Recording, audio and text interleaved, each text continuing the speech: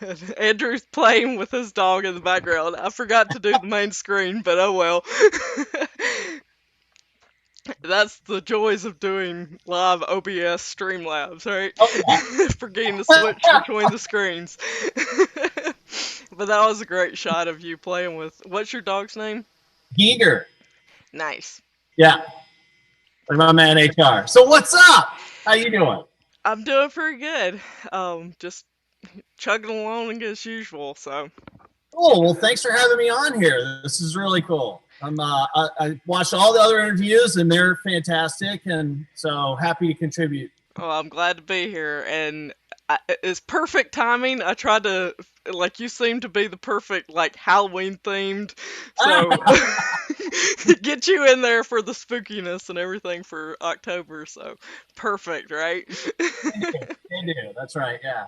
I was trying to hit that on social media with some of that Mary Shelley. Yeah, that was perfect. I really liked it. Cool. Well, to get us started, why don't you give us a little bit of like your journey, your backstory to get us a little more familiar with where you started and now where you're at. Sure. So I'm a sculptor of the last 30 years, and I'm 49 years old this year. And my undergraduate studies were at the University of Kentucky with Jack Braun and Gary Bibbs, Arturo Sandoval, Nice. Neil Persman, and a number of others. I went to grad school in the late 90s, early 2000s at Southern Illinois University at Edwardsville under Tom Geip Uh-huh. and Ivy Cooper, um, Dennis Ringering, and, among others. So I got big love for all of my former professors, you know, and I'm still trying to pay forward what the beautiful gifts that they gave me. After that, I was artist in residence at City Museum in St. Louis from 2001 to 2005-ish. Nice. And at the same time was teaching at Webster University, teaching. I've heard of that one. Yep, in St. Louis. Mm-hmm. And then while I was at City Museum, got hurt real bad, jacked up my back, and changed my entire career direction, and moved to Louisville, Kentucky to be a grant writer at the Brown Cancer Center at the University of Louisville. Wow.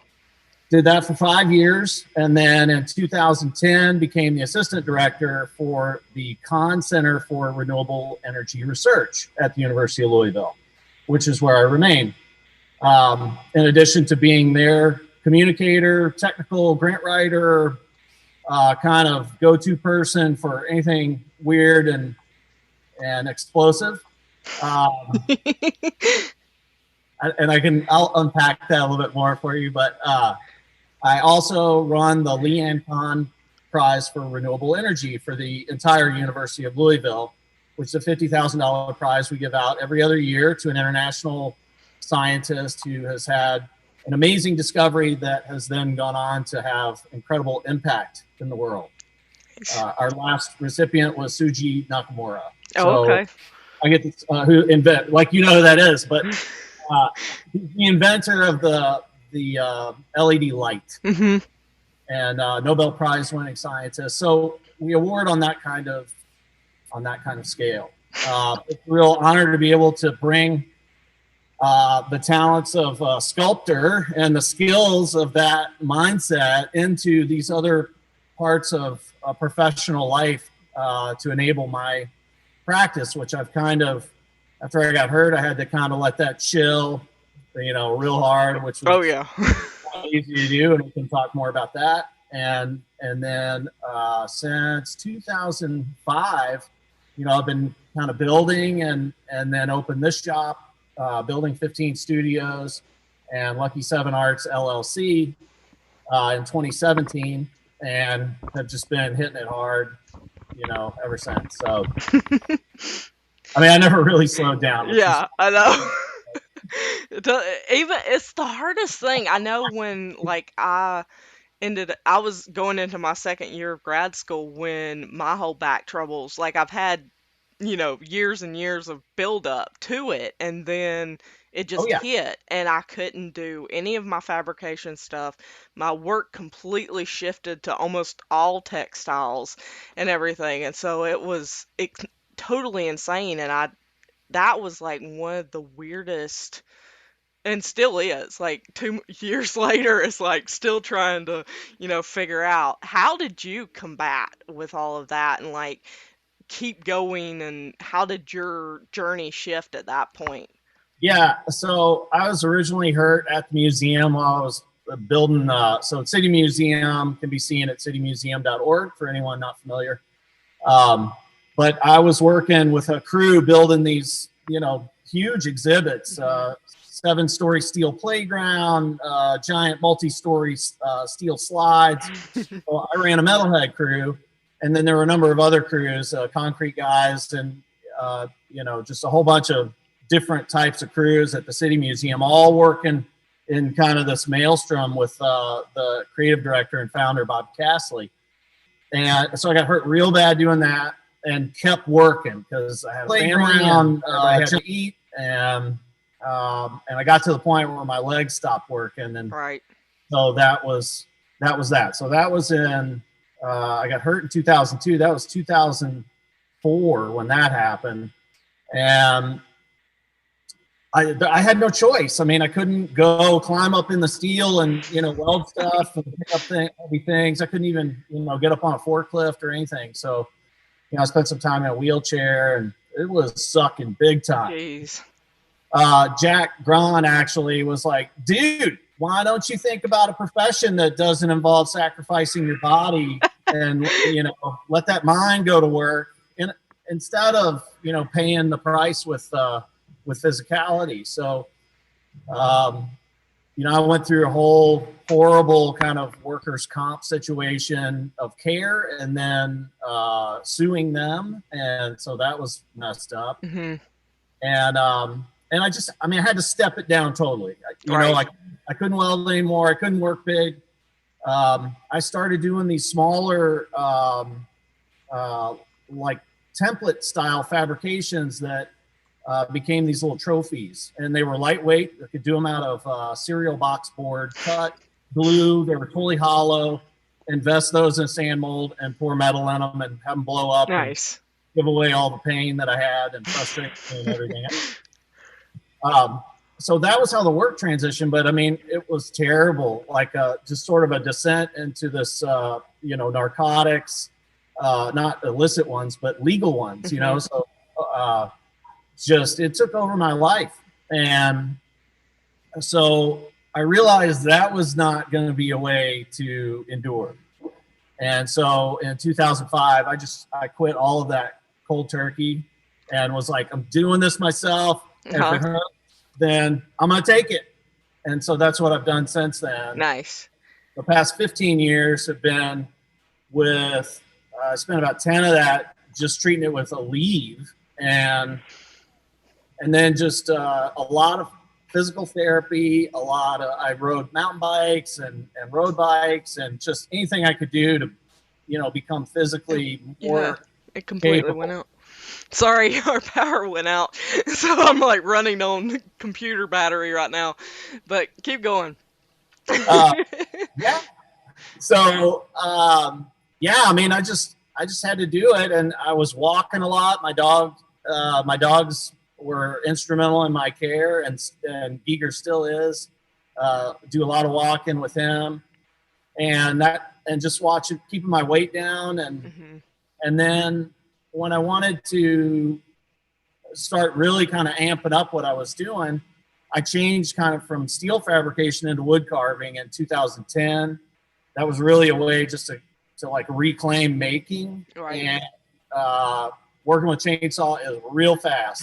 It's real mean. So like, I could work for 3 hours, get a ton of stuff done, but then I'd be shot for a week. Right. So I played that game, and then 3 hours turned into 6 hours, and then 6 hours turned into 8, and then I could do it for a whole weekend, and so it was just a matter of like, be tough, I mean, it's kind of dumb, but it was like work as much as you can until you feel that point where you're just like, I have to stop, and then be stopped, you Right. know, and let your mind do what it needs to do.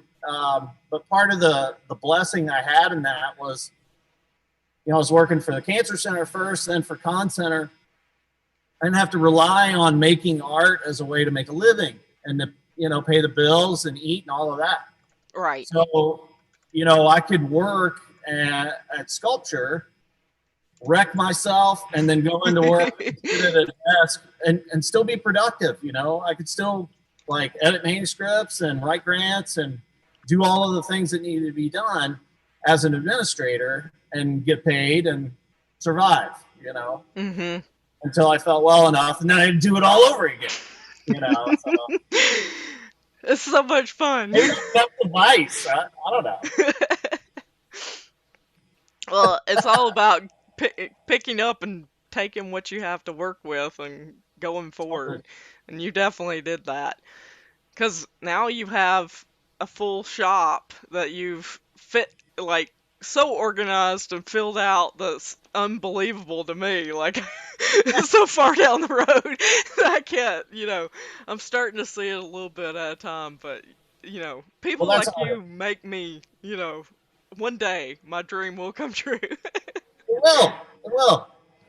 And that's kind of what I have been hanging on to is I realized that I could work at a certain scale with a certain mobility, and that I could do as much as I possibly could with that. And I had the benefit also, can't neglect to mention the value of other organizations that served a support role. So Josephine Sculpture Park and Sculpture Trails Outdoor Museum, Melanie Van Houten and Gerry Massey, those guys welcomed me with open arms, and they were like, come here, do your work. We'll, help support what you have going on as much as we can with the resources they had. So, machinery, and then occasional help from a crew of people, and then just kind of psychic energy too, because it's hard working alone, and especially when you're hurt. Oh, for sure. It's easy to be like, time to go get on the couch or in the comfort chair, and so part of the reason why I kind of maintain a very high energy existence now is because I feel like I gave away about 10 years, if not more, to just immobility, and with my mind racing about all the things I wanted to do with no physical capability to do so. And so now it's important I get in this shop every single day, and I work at this like it's a job, for real. So, and then at the same time, sell half of my time to the University of Louisville to make that happen too. So the balance of those two things gives me kind of the mental space to be able to access the place I need to be to create sculpture, so I'm not overwhelmed like welding all day long. And then the last thing I want to do is go weld in my own shop. That's hard for me, for me. So I realized that separation was actually a blessing, and that as soon as I achieved that and kind of got to a place where physically I could do more and more, I made more work on my own while I was working a different kind of job than an artist type of job or a technician or something like that than I ever did, like at City Museum or any other positions before that. So that was eye-opening to me. Yeah, for sure. We've got a couple of people on, Marguerite, Emily Hogan, Hey, what's up? Cricket, and so there's a couple of questions. Yeah. How have you handled working through the pandemic? And then Emily Hogan says her sister says you're inspirational, which you are. And Cricket asked about collaborative work, and with who? And the inspiration for the skull in the background. I'll keep up with those, but you just sound off. Pandemic work, here's what that kind of looks like. In March, University of Louisville sent me and my computer home and my very comfortable chair where I sit at my desk. they said, take all of that with you and go home and continue to do your job.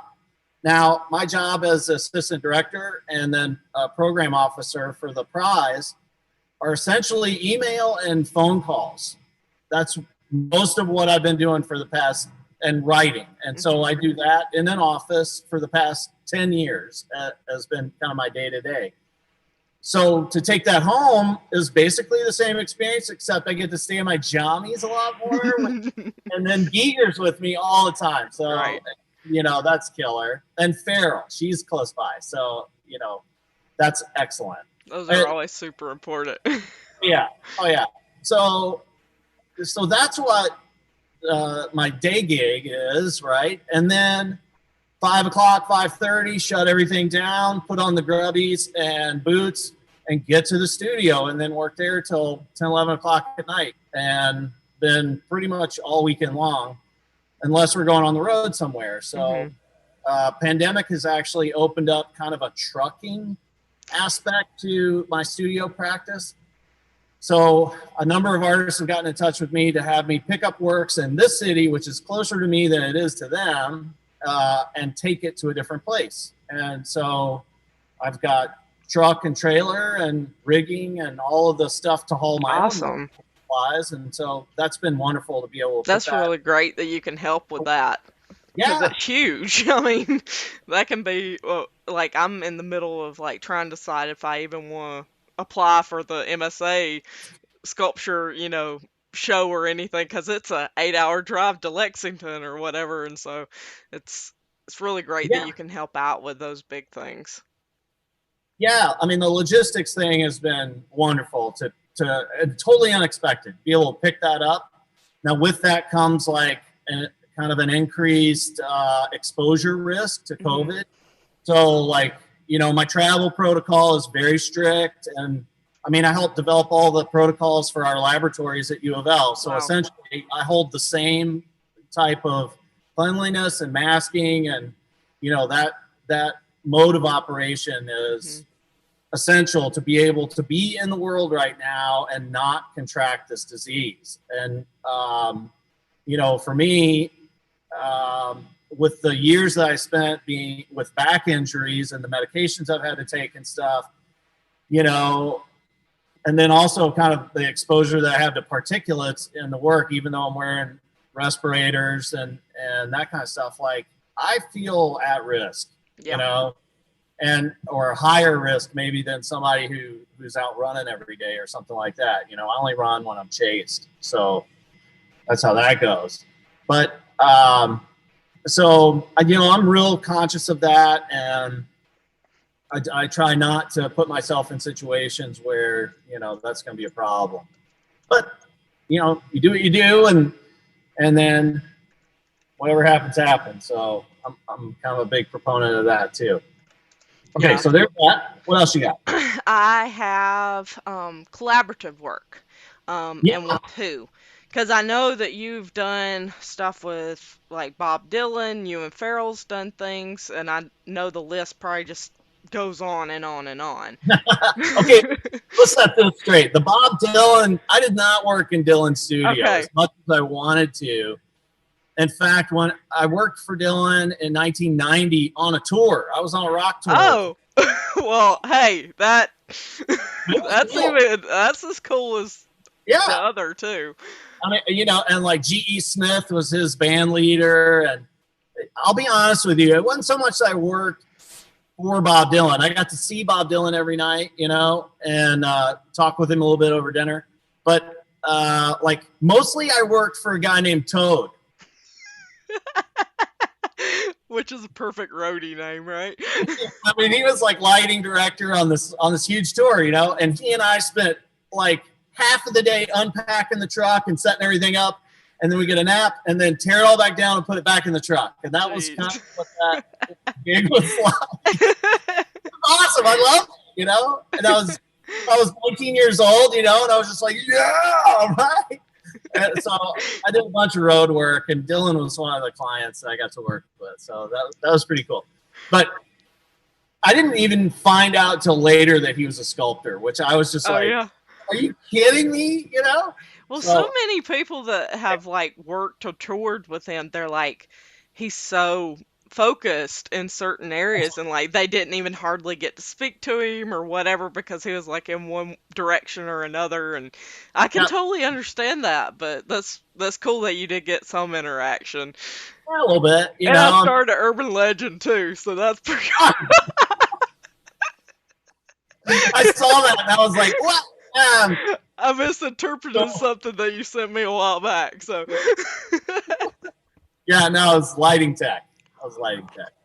So Hey. anyway, all right. So collaborative work from Cricket. Hey, Cricket, what's up? Um, the people that I've collaborated with include George Beasley, who's a sculptor from Atlanta, does performance ironwork. One of George's, yeah. Were you in Latvia with him? No, before that, I did project. First year I was in grad school, he came to SIU Edwardsville. Matt Toole, who's also a person I collaborated with a lot. Matt brought him in, and then we did a big performance at on campus at Edwardsville. And then Matt and I both went to Scotland to Scottish Sculpture Workshop, the 99-2000 performance of hurling iron into the universe, and worked on that. I've seen videos of that, and it seemed really interesting. You know, in retrospect, hindsight being 2020, exactly this entire year, it was as chaotic of a performance as this year deserves. And honestly, this entire, you know, the last 2 decades have been pretty wild, and I didn't realize it then, but so this performance involved taking melting iron in a big furnace that George creates these big furnaces out of wood. This one was styled like a oil rig. It was in a little town called Port Soy up on the north side of northern shore of Scotland, about an hour north of the Scottish Sculpture Workshop, on this historic site where the Scottish had captured a German gun and pushed it off of a cliff, and it was down in this hole with the North Sea crashing into the cliff. I mean, it's a very dramatic spot, right? George and Eden Jolly and a number of other people at the workshop built a trebuchet with like a 60-foot throwing arm and about 3,000 or 4,000 pounds in the weight box. Jeez. And took this thing, had test fired it at the workshop. Thing worked like it should, you know. I mean, it was dangerous and it was huge, massive implement of war.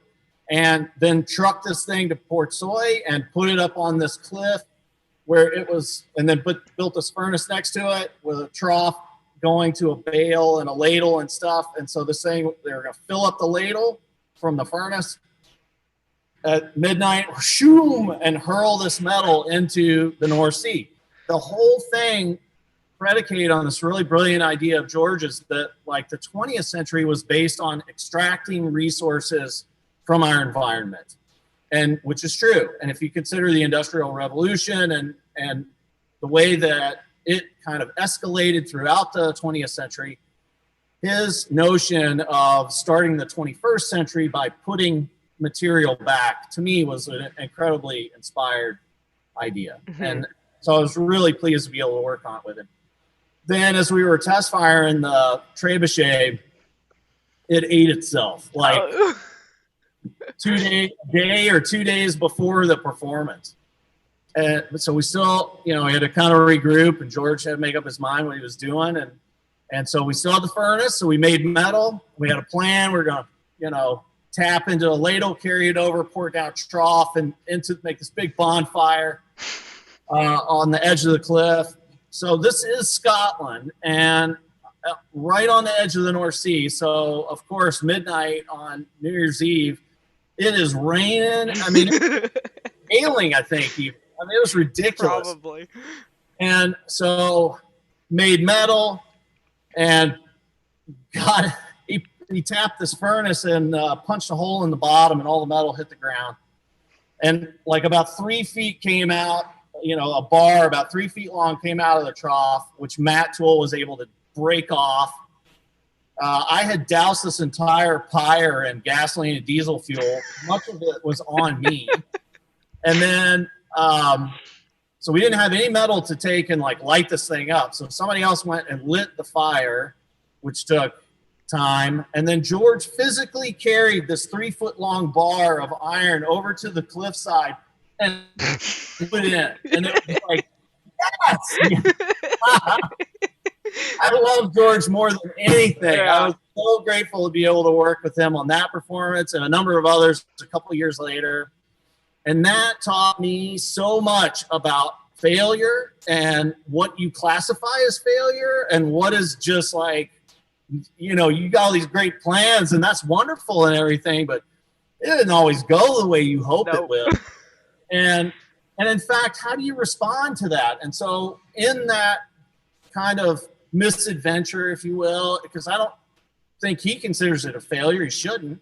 And I certainly don't. And it didn't achieve the objective that he originally started out with, but the intent was still true to putting something back, and that to me was the most beautiful part of it, even though it ended up being a very intimate act between him and this bar of metal and the side of a cliff, throwing it back in the ocean. I'm glad he didn't end up throwing himself over with it, because on a cliff, Yeah, no kidding. That's a ton of metal. It was, yeah.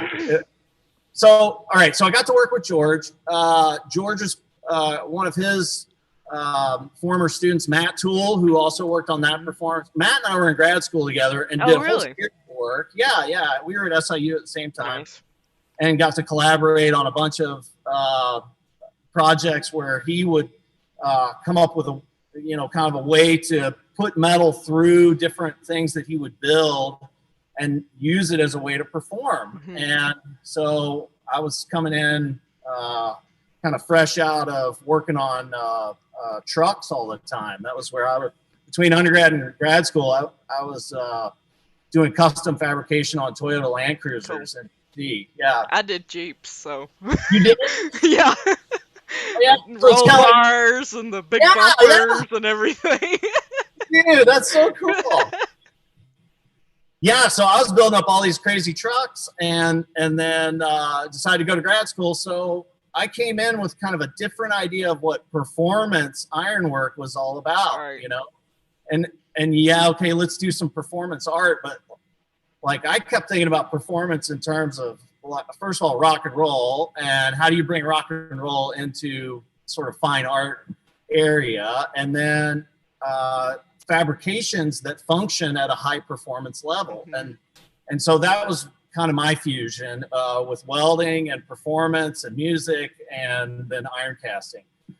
And so then that those collaborations with Matt led to my own work in developing Devil's Night Ironworks, which I got to perform with hundreds of different artists from all over the country. So that, those performances were truly collaborative with people coming in from all over the place. Mm-hmm. So that was a wonderful way to kind of interact with that community of people. And those are some really kind of beautiful events that were based on, I've got this crazy furnace and metal, and what are you going to do? Right. Well, I've got that.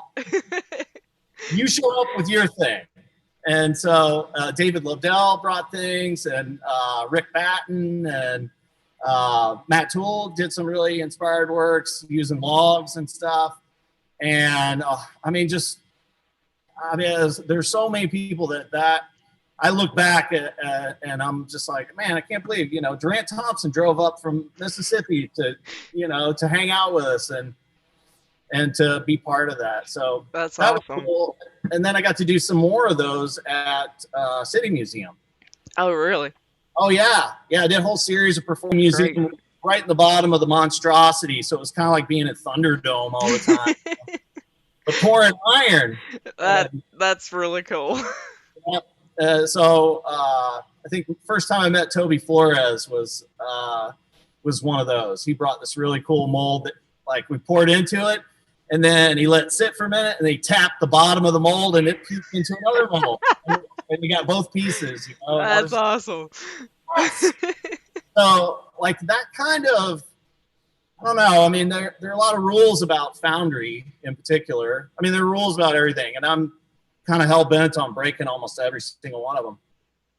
And so, you know, my whole idea was like have a Foundry where you can do what you're not supposed to, and where it's encouraged to take chances. Right. And so I've sought out friendships with people who feel similarly, and more than not lately, Jerry Massey's been an amazing collaborator. He and I did No doubt. big performance. I mean, just through sculpture trails annually, you know, we get to work together to build the museum grounds, and then just work with all these people from all over the world coming through for the month-long workshops. But like the iron into wood stuff that I've done, you know, he and I collaborated on a big performance in 2015. So at SLOSS, at the National Conference on Contemporary Cast Iron Art and Practices. And then Margie Levine, who's another student of George's, she and I collaborated on a big performance in 2017 for that same conference. Right. And I mean, it's cool. It's a small community as it goes, even though, you know, it continues to grow exponentially out from each one of us. But so many people over the past 20 years, 25 years have been cast in iron.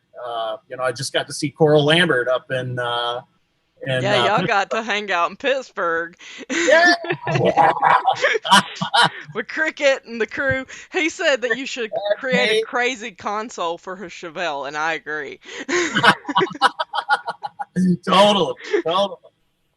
So, yeah, the other collaborator has been Marshall Christie at SLOSS Metal Arts. And Marshall and I don't necessarily collaborate to make finished works together, but he has made SLOSS Metal Arts available for me to be able to do some things that. And it's so important to have those kind of connections too, for sure. Yep. In the same sense, so has Melanie Van Houten at Josephine Sculpture Park. And in fact, Melanie considers Josephine to be her work. I mean, her artwork over the last 10 years since its founding. And so I've worked with her for that whole time. Yeah. And so that's something that I care about deeply, and has been a really beautiful collaboration. The other person that I collaborate with, and this kind of started in 2016, is Farrell Fajola, who's my partner. She and I make a lot of work together, and she has a really brilliant take on what object and concept and just her way of working metal. And so we spend a lot of time talking to each other about each of our respective work. Some works we undertake together. So we were able to build a pretty big, like 10 foot by 10 foot by 10 foot piece at National Ornamental Metal Museum. With all the big branches and flowers and stuff, right? Yep, the Memento Rosas. Yes. She and I built that together in a week.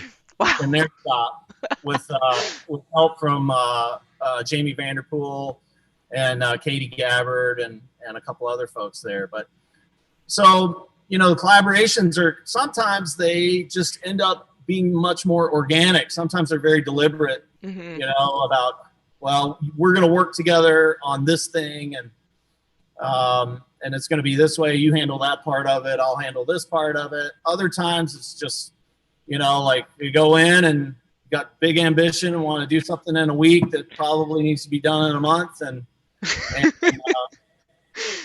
been on quite a few of those projects. You know, so, but that's rock and roll, man. Yep. I mean, the show's got to go on. And I really thrive on that kind of energy. Like, let's work 15 to 18 hours a day for a week and kill something, you know, and just knock it out of the park and be done. And say, yep, we came in, we used your facility. Here's how this can be done, you know? Yep. And we showed the piece there at the museum for a year, which was brilliant. And they were great hosts and really good organization. And then now it's kind of dancing around. So it was in Atlanta for 2 years with Miranda Kyle at the Atlanta Beltway, and 2 years at Yakna with Durant. Okay, cool. Yeah. So, it's funny. I mean, the building of the work is part of the collaboration, but then, showing it in these places that are kind of, they're educational and they're meant to remove barriers and that kind of thing, that's a collaboration too. So it's funny how sculpture ends up being kind of a starting point for people to work together. Right. And in a unique way that other media don't quite, they don't do it quite that way. Ceramics and glass, is a little bit different in a similar way. But, you don't see a lot of like studio painters getting together to help each other. They don't really have to heft heavy things. And I mean, it's fun, and then, they're doing blue paintings and it takes hands to do that. So anyway, so there's some collaborations for you. Well, that I think segues very easily into the piece behind you. We were talking about heavy metal stuff and everything. So why don't you give us a little more detail about the skull and the star and everything you've been working on? Okay, so this is a commission work for my friend Ken Metz and his wife Tiffany Rendy, who live in Santa Monica, California. Ken's 50th birthday was about a year and a half ago. So this is his 50th birthday present. And he's watching. So Ken, ta-da! Check it out, dude. So I won't spoil it too much more for him to get all close and walk around it and stuff. But what I can tell you is that, the whole idea of most of my work is kind of based on the Frankenstein idea. I take materials from various places and I'm stitching them together and trying to bring them into life and create a new context for old materials, which this entire piece is built out of scrap. And pretty much all of my welded steel work is built that way. And I do a lot of surgery. So I'll make a thing and then try and figure out how to, fit it into a context. And in this particular work, this is how big it is. Yeah, we have to have you for scale because it's not the same if you don't back up to it. For scale, that's right. Otherwise, it's just like, well, yeah, dude, it's the same size as you. It's not 3 times life scale. It's incredible. Thank you. So the Ken and Tiffany were really wonderful in that they were just like, we want you to make something. You do you. And I was like, cool, I can deal. And those are the best projects. Yeah. Well, and they're people that I love, and they've been really supportive and great friends over the years. And so this was a really special thing between us to be able to do. And then I put a couple of ideas in front of them, and then what came was like, we need a skull, man. We need some, give us some rock and roll here. So, and I'm kind of silly about it, but at the same time, like, skulls are a very powerful icon, and they evoke an entire memento mori, which is the idea that we all die. And that's something that, I've almost died a couple of times from back injury and then related medication problems, and then just the perils of being a young crazy person, I mean, I'm surprised that I made it this far, to be honest. And so every day I wake up, I'm just like, yes, I get one more. So the idea of evoking death in my work is something that I've kind of consistently been doing, and that there's a lot of fear that goes into that as a response. And that for me, it's something that I try and take on as a way to empower myself and to keep perspective on the things that are important to me and who I spend time with and my resources, my energy, all of that is like kind of not as reckless as like live as though tomorrow may be your last, but as responsible as live as though tomorrow may be your last, because it may. And I had the very horrible experience of losing my younger brother when I was 14. He was 12. I mean, that affected and continues to affect everything that I do. And it threw me into kind of that. I mean, at a time, as a teenager where, things are bad enough, and then you got to deal with that. And so the existential crisis that came from that, and crises as it continues, is something that I had to come to terms with at a very young age, and to do so in a way where I was like, I have to own this. I don't want to be victim to it. Right. And I mean, madly about it. When I hurt my back, I got to relive all of that. And I was like 30, 32 or something, maybe when I got hurt.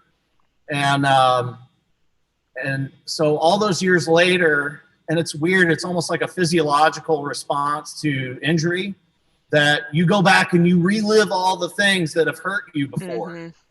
And so the depression part of that is very difficult to deal with.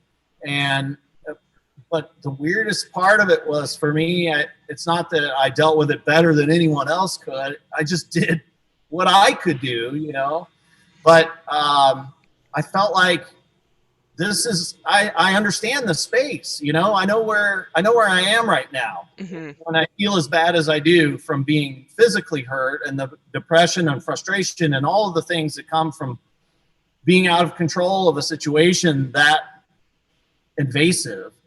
And so I tried to understand that, like, I've actually lived through this before, and like, I'm kind of good at it. Right.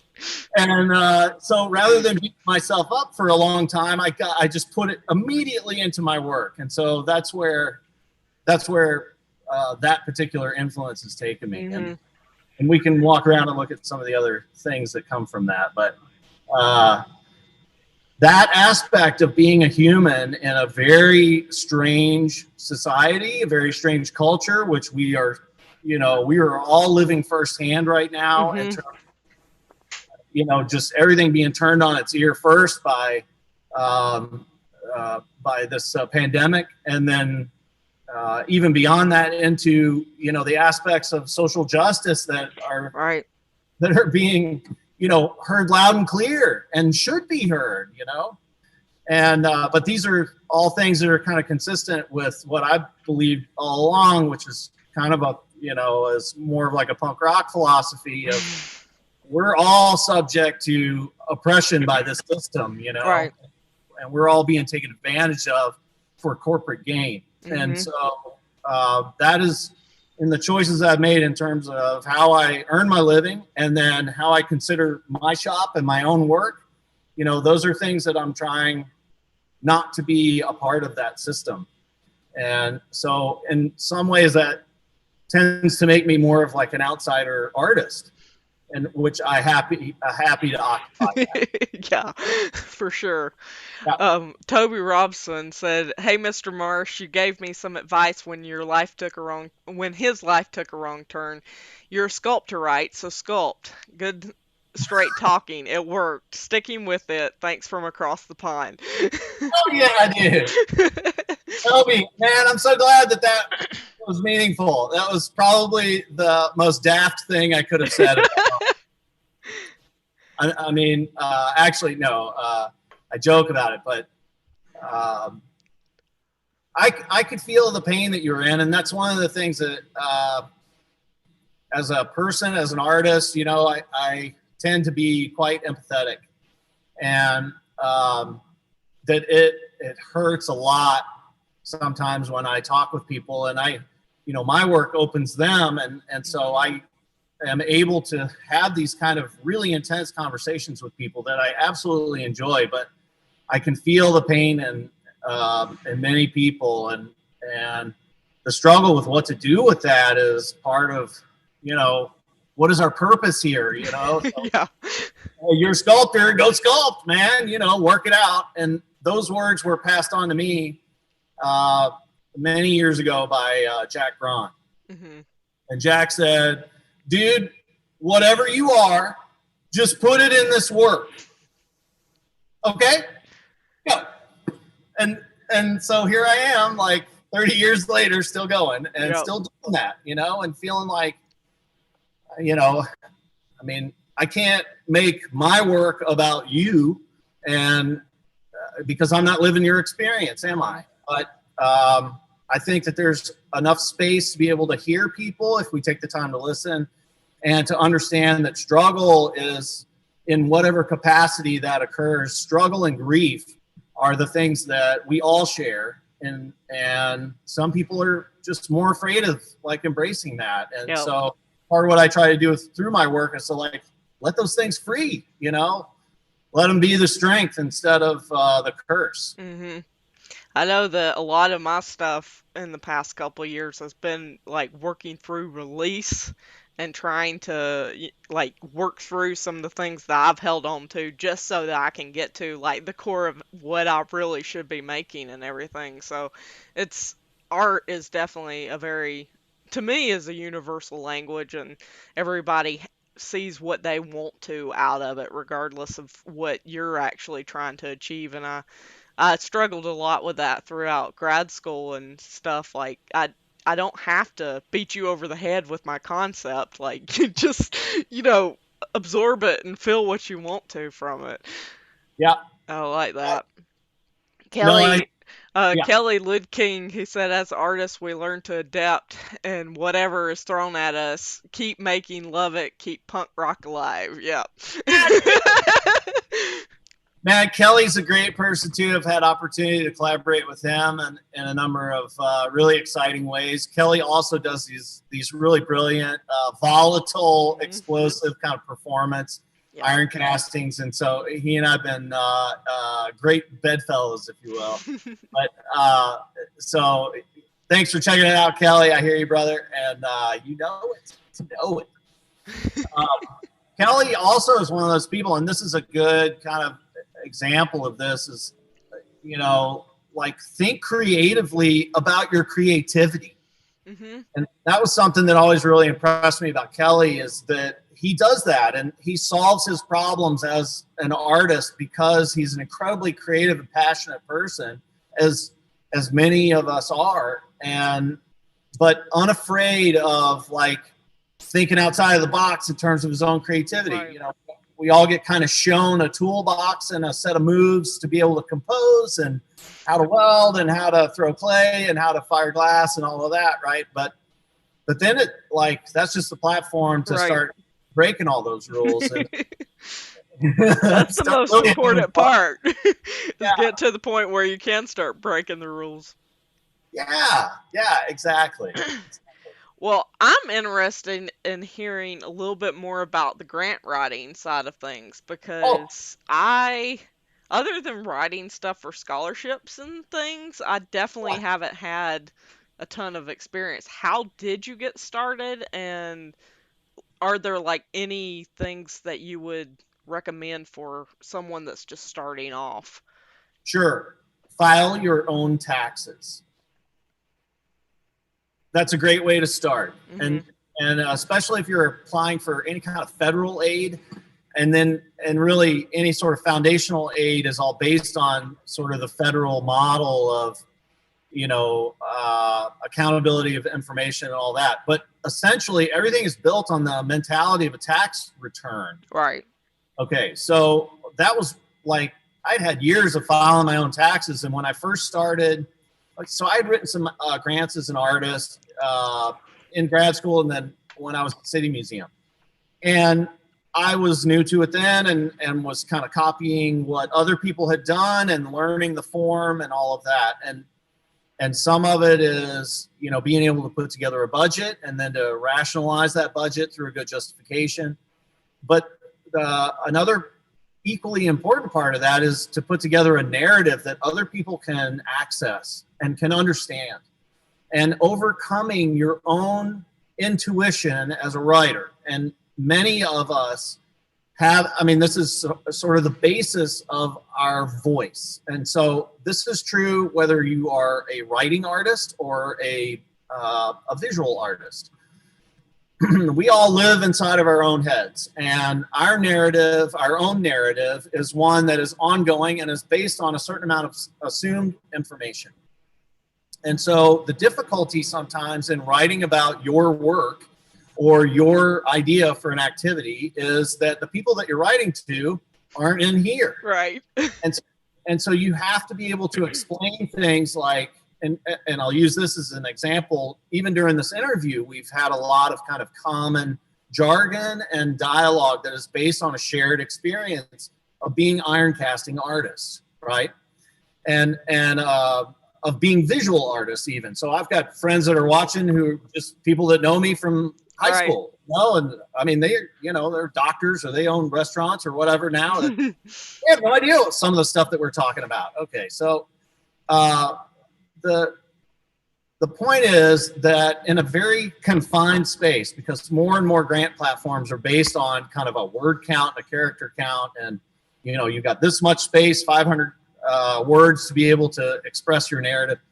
So really taking the time to craft informative language that tells your story and the context of your work and the way that it will benefit other people is part of the magic in that, program description, if you will. The same rules apply for kind of resume writing. So quantify your resume. If you got to supervise employees, how many did you supervise and for how long and for doing what? So it's a level of detail that is sometimes difficult to translate to other people. So the place where I start is you got to write something. You got to have, let's start with what is this program? What is the activity? Who is it intended to serve? And this has been the approach that I've taken with Josephine as well as SLOSS Metal Arts and a number of others. So start with that, and then access whatever their platform is for submission and take what you've written and compress it, smush it into whatever box they need. So it starts with your own understanding of what it is that you do. And then you shouldn't be alone in that. So use the strength of other people some of whom have a shared experience with you and some don't. Mm-hmm. And so that's why it's good to, kind of share your writing with people who may not be visual artists or who aren't, doing the thing that you're writing to apply for. This was really, truly underscored when I was at the Cancer Center. I was hired there to be a technical writer and an editor for grants and manuscripts, all of which had everything to do with cancer biology, immunology, virology, all of these things that I didn't know anything about. Right. And that was part of my value, is that I was an outside person. I mean, I had an MFA and I'd written a lot of art theory and criticism and critique and all of that kind of stuff, right? No idea about any of the cancer stuff. I mean, I had, I think the last biology class I had was in high school. So I had to learn what that meant real fast. But the point was not that my point of view was definitive in what the emerging field of cancer biology actually holds. I was working with experts who should understand that. Mm-hmm. What my job was to ensure that what they were talking about made sense, and to someone who wasn't, to a lay audience. And so to a certain extent. Now, the other part of that was I was working with a lot of non-native English speakers too. So taking non-native English and recasting it in sort of an institutional and mutually understandable form of English. Mm-hmm. So a lot of my work had to do with that. And then it was just practice. And a lot of times I'd work on the same grants over and over and over again. Right. And that's another thing that Melanie and I did together over probably the first 5 to 6 years of Josephine's existence, was continuing to access that story? Are we telling it well enough? What is the feedback from the last grant that we applied for that we didn't get? Hmm. And what did they say? They don't understand what this is, and so then trying to answer those questions in ways that are informative and revealing, but concise. And so Right. that's the hardest part of it. Like Mark Twain said, I didn't have time to write you a short letter, so I wrote you a long one instead. So it takes a lot of time to do that. Yep, it does. Does that help? Mhm. For Okay. sure. And you also said that you were a LLC because I just filed for my sole proprietorship.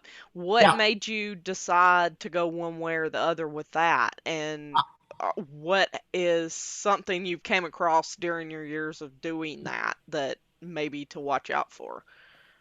Well, for a long time, and especially while I was still trying to recover from injury, I had a home based shop, and sometimes that was in a room in my house. Sometimes that was like a detached garage, and it was relatively small scale. So I didn't even. I mean, I had like a cutoff saw and a little stick welder and some hand tools, and maybe a toolbox or something, but I didn't have a lot of assets to Right. protect.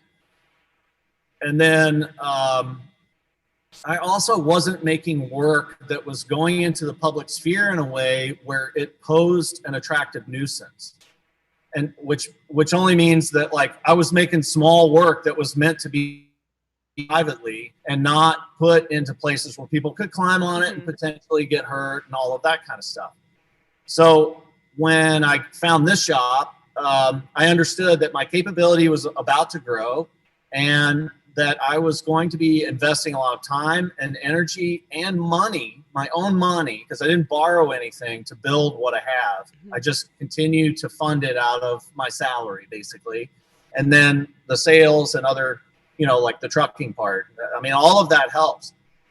But I was starting to approach a financial category of existence that would allow me the possibility of being able to deduct certain expenses from my own development or the development of my company, so that I could reduce my tax burden in a certain way and be able to fold that money back into continuing to Right. develop.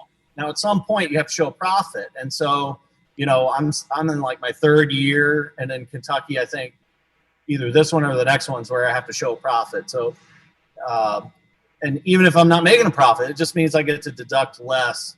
But since I'm putting, I'm buying welding machines and I'm buying, now I've got oxyacetylene torch, which seems kind of like a small deal, but suddenly, the explosive potential of that is such that like there's, an increased liability. So one was to take advantage of being a corporate entity that fell under an umbrella that if something happened, my personal assets wouldn't be taken as a way to remedy that. Right.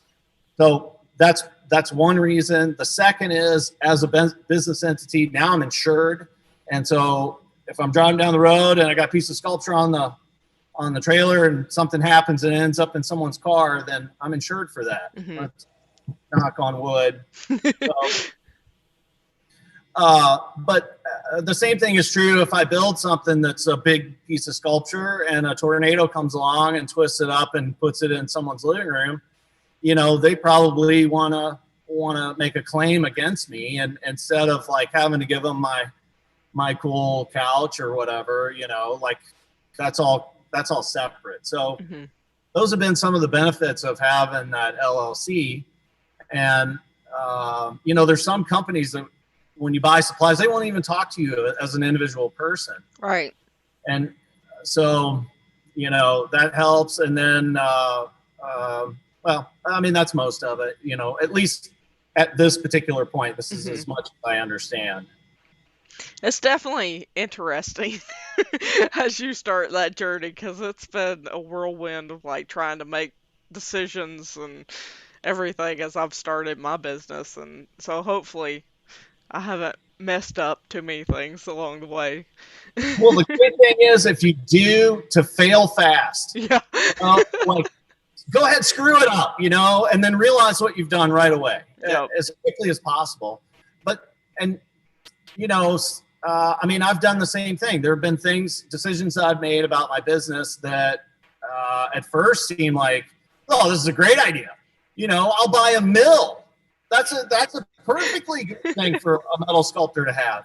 Except that, then you get a couple of grand wrapped up in a mill, and it's going to take a couple grand more to make it work and to actually be able to do stuff. And then it's going to take a bunch of time to figure out how to actually use a mill, when really all you want to do is just drill a hole, right? And so some of the decisions about equipment, like especially when you get a pretty good sized shop, it's like you get all excited. Oh man, we could have this and we could have that, and chocolate milk and the water fountains and everything else. And it's like, this is not who I am. I am not a mill person, a millwright. I want to hit things with hammers. Yep. I want to set them on fire. If it's made out of wood, I want to cut it with a chainsaw. I don't want to lathe. I don't, all of these other things that are like refined processes, because I realize that's not me. And like, I find that stifling in a way that like, now I have to learn how to use a mill, and it's like, it's homework. And, and like, what I want is a place to be able to cut, weld, and grind, and then carve things in wood, and then pour metal into them. Yep. And that's my work, and everything else is like pictures taken with my phone and stuck on Instagram. So, that's very oversimplified, but the point is to understand who you are as an artist, who you are as a person informs who you are as an artist, and like, be true to that. And probably the thing, and then be open to other things, I guess, in a way. Like, for instance, the mill thing was totally wrong for me, right? Right. But years ago, picking up a chainsaw and learning how to carve was the right thing for me. And so, it had the right amount of violence and the right amount of like, just constant fear and aggression. That suited my nature much better as an artist. And so I recognized that was really what I needed. So I would say that's true for anyone. And that, sometimes people that are trying to talk you into, oh yeah, you need this, or, oh yeah, you need that. You really got to take the time to think about, like, do I really need? And, far be it for me to tell any one of you, like, how to spend your time or your money or where to put your energy, but taking an extra beat to just think about what it is that you're about to do has been something that's been very difficult for me to learn. And yeah. And even now, like, I'm still impulsive and impetuous. And I'm okay with that, So that's definitely been one of my hardest things, because it's like, I feel like I have to keep up with the changing of times, and because like growing up, I only wanted to learn how to do everything like the oldest, most traditional way possible. And like in the past 5 years, I've had to start like trying to cram in CNC work and 3D printing and stuff, just so I can still be like viable in the teaching realm. And that changes things too, doesn't it? It does. And it's hard, but I still definitely know like where I'm at as far as what I want to be doing. With the traditional stuff. And that's good. And I think each one of us gets the opportunity, and this truly, if you want to put this in context, it is a privilege to be able to understand yourself in that way, and then have the financial and and just the space to be able to realize those things. I mean, and especially these days, like, that is incredibly obvious to me. So I'll go back to the kind of the answer of what pandemic has meant in terms of my own work. Is like, I feel incredibly lucky that I invested my time and energy into a shop where I had no idea that this pandemic was coming. No one did. But then when it did, I had a place where I could go continue to be productive and not lose my mind more than it already is gone. Right. Because I'm confined. And that is something that I think has brought out a lot of irritation in people, and has kind of increased the polarization that we see in our country right now. A lot of that is just cabin fever. You know what I'm saying? Mm-hmm. Like that's got to be a part of it. It just has. Oh yeah. Yeah. Because that's been one of my hardest things is once I was still at UMD when the quarantine first happened, and then I graduated, and that's been the hardest thing is I've just wanted to bang metal on an anvil for months now, and I don't have my full oxyacetylene set. I just have the tubes and the torch head and stuff like that, and I don't have all of my equipment yet, and now I'm luckily at Shepherd so that I can start, putting forth effort into molds and everything else. But there for a while, it's just I was going stir crazy. It was Yeah. crazy. Yeah. Yeah. I mean, so one to that point, I had a lot of ideas about what kind of artist I was when I left City Museum, and undergrad helped shape that, and then graduate school shapes it even more. And then I had this really fantastic artist residency experience at the museum, and I pared down what it is that I do into just stick welding and cutting stuff on saws and beating shit with hammers, and that even when I left the museum, I didn't even have that capability anymore, and so then and it feels paralyzing. And so for anyone that's coming out of a program where you've paid to have the privilege to invest in yourself and understand yourself intellectually, as well as to kind of work across the capability that many of the our higher ed institutions have available to us, to come out of that and find yourself in your garage with like 2 sticks and a rock is eye-opening. But it also means you've got to figure out how to make work with 2 sticks and a rock, and so again, being creative with your creativity is the way to access that. So I even felt that way as I was trying to work through injury. Like, I can't do this anymore. I can't, I was telling myself no a lot, which is real messed up, Right. because I'm a person that says, yes, let's do it. I'm into it. Cancer grants? Yes, I will do it. Bring it on. So, so then it was just like, I had to realize I'm telling myself I'm standing in my own way here. And so as soon as I got that out of the way, then I could finally access, that which was around me. And so I started building work right out of my recycling bin. So, the resources, our way of living is resource heavy. And so there's like grinders here on my bin, fussing and stuff. Anyway, we have so many resources around us that many times we take for granted and think, well, it's just trash, And City Museum was one of those places that was built entirely on the idea of things being trash or detritus or discarded, not wanted anymore. And so that informed my practice as far as not, perpetuating kind of an industrial need for new material all the time. Using iron as a way to capture, recycling and of materials and repurposing of materials. All the steel that I use none of it is new. It all started out as something else. But the point is that it's metal, and so that becomes my puzzle to solve. How I'm going to make these things that keep coming and bubbling out of my brain with what I can find, Right. And so in that way, there's a certain sustainability that is necessary as an artist that, we don't all have the privilege of working with ingot bronze and brand new sheets of stainless steel. And I mean, it's great for those who do, and good luck and Godspeed, I guess. But that has not been my lived experience. Right. And unless anything really drastically changes, I don't even want it to be, like, I like the fact that I get baggage with my materials. I get to work with Well, that. that extra story that you can like put in there and Yeah, the other history from that item is so important to me for sure.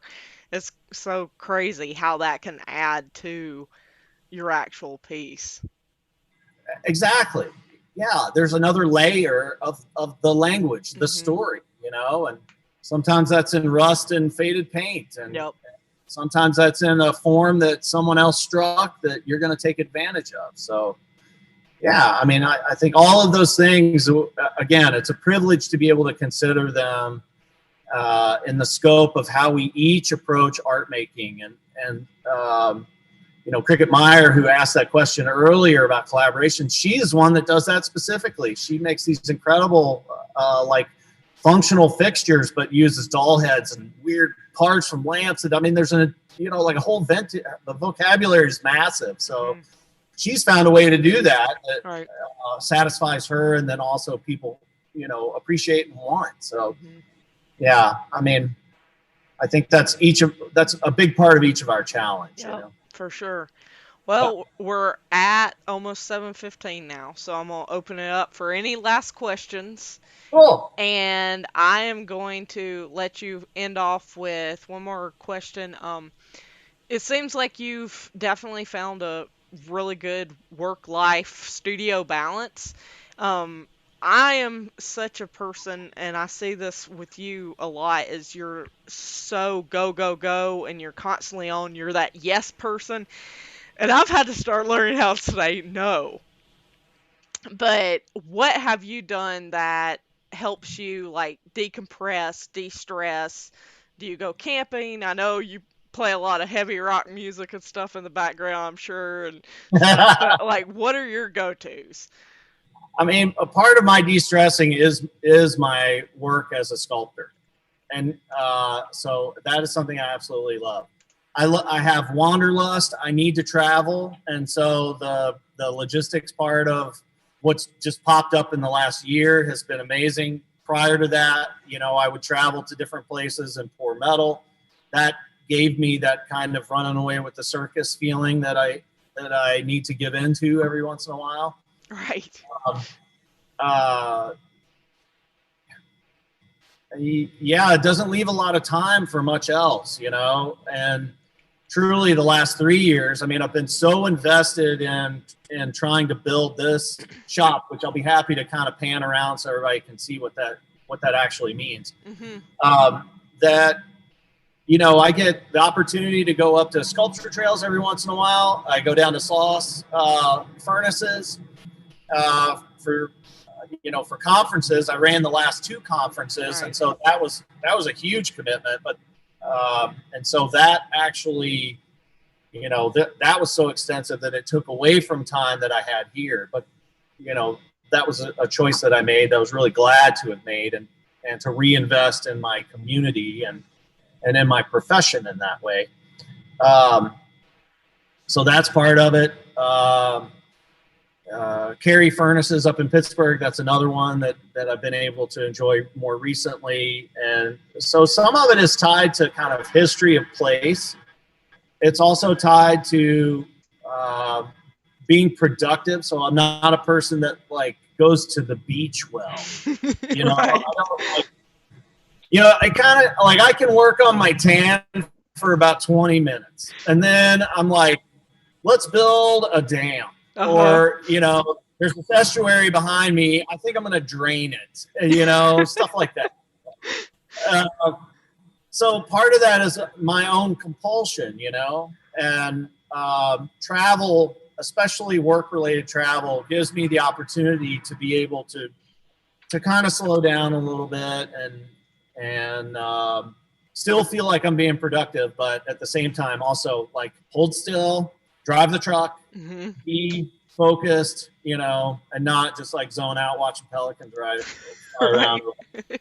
I mean, for those that enjoy it, have at it, but like it's not my cup of tea, to Yeah. be honest with you. I always So have to take watercolors or something because I can't sit still very long. yeah, Farrell and I went to Guadalajara last year. Nice.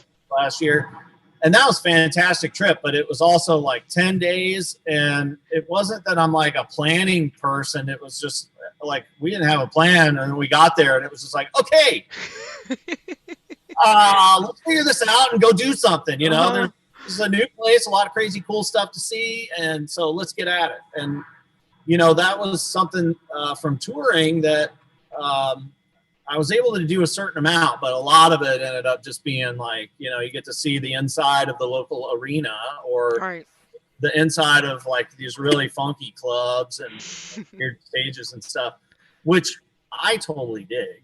But so anyway, you know, a lot of my travel has been tied to work over the last 30 years. It's odd to say, but anyway, so I'm not sure if that really answers the question, but I don't really take a lot of time to decompress, and part of my need is to be compressed. You know, and like I'm happy with that.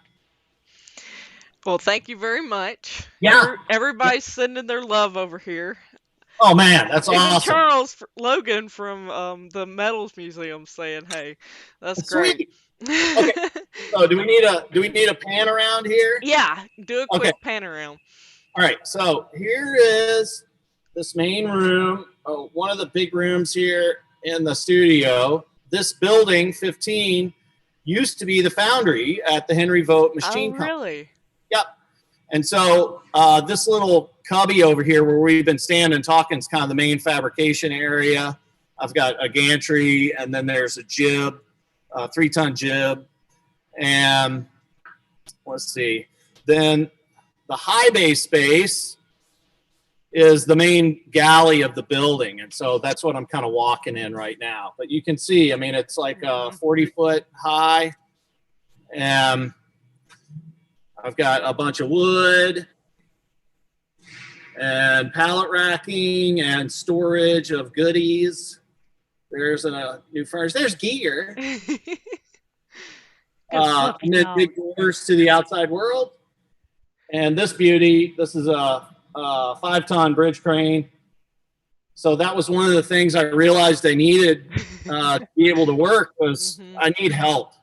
And I can't pay people to be my help. So I had to find a building that had overhead lifting capabilities. Well, it's an incredible space. And then let's see, these guys are. Oh, wow. Yeah, so these are big flowers. I just cast these up at Carey Furnaces in Pittsburgh. So those are carved into big pieces of wood, much like what they're sitting on, and with chainsaws, and then filled with iron. That is incredible. I love it. Yeah, and big love to Paige and Ed Parrish and Cricket Baines for their help in doing all of that. And Coral and Alaire and Farrell. And I mean, you know, it's a group effort. So, but so, okay, there we go. So that's kind of the main workshop space. Then the other thing that we have is a cage. So I share this building with a company, Millennium Forge. Oh, wow. And yeah, they do heavy stamping. And this is one of their storage buildings. And so they're in and out of here with forklifts all the time. Well, the building never closes. So I have this big cage that was here when we moved in. That's a good idea. And so everything is kind of arranged in here in rows. So I've got all these tools and places to hold stuff. And we roll all of our equipment in and out of here every time we work, except for the big things. The welders are locked out on the outside. But this also gives a place to be able to store castings. So there's a massive casting storage back here. Sculptures all waiting to be built, as well as steel. So can't get enough of that.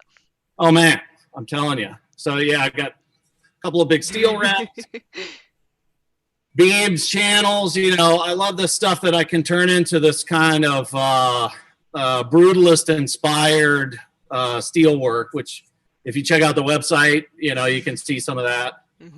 Like the Flores de Muerte piece and a couple of the painting trophies and stuff. But here's where all the iron lives. Nice. which is funny. I lock all of that I'll up. take and put a link to everything in the comments Cool. below so everybody can check out all of the sculpture trails and Josephine and your website and everything. Much appreciated. Then, it's a big shop, so we kind of roll everything out. This cart where I was standing and talking, where the grinders are, that's the fabrication cart and my big helper. And then I had to build. I mean, this was an empty space when we moved in, and so built fabrication tables. For me, these are big steel tables, and that bench back there, that's got a huge assortment of bolts. I'm working on an addition of these devil heart pieces right now, so that's what this all is. Yeah. And then Farrell has a surgery. So this is for her pattern making and waxwork, alginate, that kind of stuff. Nice. And then, we've just got storage all over the place. Because you got to have stuff to make stuff. For sure. I'll have to get Farrell on my list for the 2021 crowd because I want to see what she's doing over in her areas too. Yeah. This has been incredibly enabling for her as well. And so we both take advantage of this and, try and make it into something more. Mm-hmm. So that's the whole point. But yeah, that's basically it. Anybody wants to come for a visit, give me a call or send me an email or something like that. And please come on by. There's enough space here where we can be socially distant and still have a meaningful conversation. Well, that would be awesome. Yeah. Hopefully I'll get down there at some point in time. Anytime, honestly. Well, I really appreciate it, Andrew. I think we had a really good crew of people on today, and I know that many people will watch this in the future and get a lot of really good information. So I really appreciate it. Absolutely, and I hope so. And I'm grateful too to everyone who's been so supportive, and even just in bumping this on social media, it's like I don't feel so alone, which is I think something that we all need, and it's good to see everybody kind of pop up and like, yeah, this is gonna be cool, do it, dude. So thank you all for that, and thank you, Lauren, for being a wonderful host and giving me this opportunity. You're welcome. Glad to have you.